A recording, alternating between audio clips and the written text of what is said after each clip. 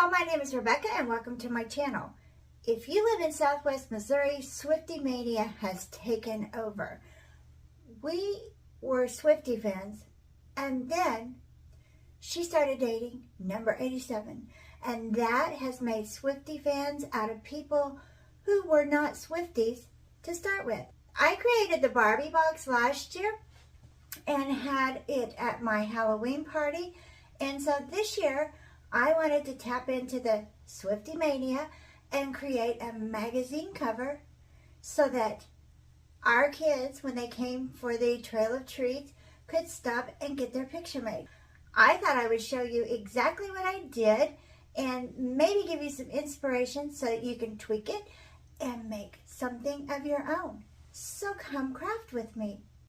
I purchased this Taylor Swift Happy Birthday backdrop off of Amazon. They have several different styles from $11.99 to $13.99.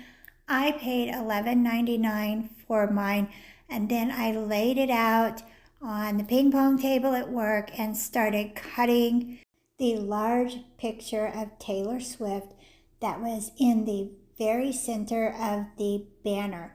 The banner is about 3 foot by 5 foot, and the fabric is of a vinyl nature, but it's very easy to cut out. You can cut it out with scissors, and the stiff quality to it makes it very easy to work with when you're doing a project like this.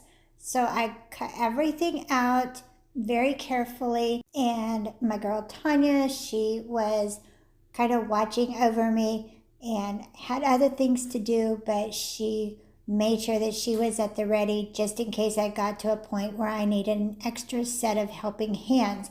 Amazing. I love help with projects like this. And there were a few pieces on this banner that looked like, I thought, album covers to me. And so I just carefully cut those out in the same color scheme as what I was going for, that I thought would kind of coordinate and look like a magazine cover. I used the Beverly Hills Weekly and Us magazine as my inspiration on how I wanted to kind of lay this out. I did cut my letters out with the Cricut that I'm telling you isn't entirely necessary, but I'll get into that later. I went ahead and laid all of my pieces of ready board on the table and kind of planned out where everything needed to go so that I would know how tall this would be. What I was aiming for was an adult could stand in front of it as well as a child, and it wouldn't look overpowering for a child, and then it wouldn't cut into the wording for an adult. And what I came up with were 3 boards across. They're 20 inches, so that made 5 foot across, and then 2 full-size pieces of ready board, and then I cut the top sections in half with a craft knife, and that made it just a hair over 6 foot tall. I'm going to use a hot glue gun and attach all of my pieces together. I just ran a bead around each seam, and then I took some craft sticks. You can buy craft sticks at the Dollar Tree, and I put those on the seams so that this would be stable. I did not want it toppling over or having any issue with balance since it was going to be so tall. And then I put everything together with the craft sticks. I just made sure that I had every seam covered with the craft sticks. So I'm going to use 9 sheets in total for the face of the magazine cover, and then there will be 3 on each side. And this is where an extra pair of hands comes in handy because you're reaching over a very large sheet of foam board at this point, and I'm not all that tall, so it kind of helped to have an extra pair of hands when putting this together. If you've worked with hot glue, then you know it's messy, so we slid the pieces of foam board up when we were gluing it together so it would not have glue all over the surface. If you're working on a table or a floor and you don't want to get hot glue in, you just slide a piece of foam board up, make your little line, your little bead of glue with the hot glue gun, and then pull it back and attach it together. For the sides, we had measured the side pieces to be the same length as the main body of the magazine cover that we were building, and I put my hot glue down, attached it together, and then put another little line of hot glue, and I used dowel rods, very small package of dowel rods. I think they're $2, around $2 at Walmart, and that way I had a little bit of flexibility, but I also had some stability, and this would not come apart. I took it down off the table, stood it up, made sure all of my seams were going to hold, and it worked out just the way I had envisioned. So I took this ready board. You can buy it at the Dollar Tree. It's amazing stuff. It is a hugely budget-friendly way of making a party prop. I'm going to use black plastic tablecloths, the rectangular size that goes to, I believe, 108 inches, and I'm going to use 3 black tablecloths. I'm just going to lay it over and adjust the length of it, and then on the sides I will put the remaining 2 tablecloths.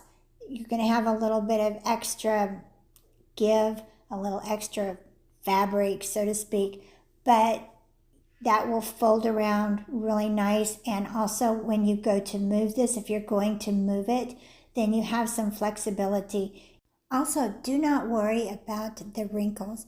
They will hang out and they will slowly start to dissipate, and you will not have those wrinkles in your final product. I lined up the sides with the bottom. I made sure that there was no white foam board sticking out, and I made sure that the sides were all nice and even, and then I just kind of folded it like you would a present, and I tacked it with my hot glue gun. You have to be careful when you're using the hot glue, and just put a little dab and kind of put your tablecloth over the little dab of glue. It will stay, it won't fall apart. However, double-sided tape would work amazingly well and a lot better than this hot glue situation, but that's an afterthought. And once I started into the project, I was like, oh, wish I had some double-sided tape. But anyway, the hot glue will work as long as you just put a little bit. I put a little bit on the underneath side of the tablecloth, and then just folded the tablecloth that was at the sides over the top of it, and then it kind of made a little bubble. I just smoothed that out with my hands. But as long as you're careful, it's not going to melt the plastic tablecloth. I started putting the top together first, and I cut these letters out with my Cricut. However, if I were to do it over again, I would stencil out the letters that I needed onto white copy paper and put them on with double-sided tape. I am never going to be the person who is going to be sponsored by Cricut, because it baffles me, and to me it takes longer than if I were just to do things the old-fashioned way, draw it out by hand and then cut it out with some scissors. So what I'm putting on here is taking my inspiration from the Beverly Hills Weekly. I'm putting Medi Collage's Neo Show Weekly on the front. Beauty of this project is you can customize this to your favorite Swiftie's name. You can make this totally customizable, whatever kind of party that you are getting ready to throw. You will only have approximately $35 in the whole project. It is so budget friendly, but it looks so cute. And with the TTPD and the Eras Tour, Taylor Swift is not losing any fans. Her popularity is strong. The Swifties are magnificent. And in this area of the country, you throw in Travis Kelce and Chiefs fan base that is over the top. You have an explosion. I hot glued my Taylor Swift image on, and then I added the rest of my pieces with hot glue. I was delighted in how this turned out. This is going to be fabulous for our Swiftie Halloween party. You can style it so many ways, and it is so budget friendly. I also love that this is good for any age of fan and would be totally age appropriate for any party. So if you have a party, a baby shower, a bridal shower, birthday party, even Halloween, like what I'm going to use mine for, then this is a fun statement piece. So don't forget to subscribe. Hit that bell so that you know when I've uploaded my next video. Give me a thumbs up. And thank you so much for watching Crafts, Laughs, and Chaos.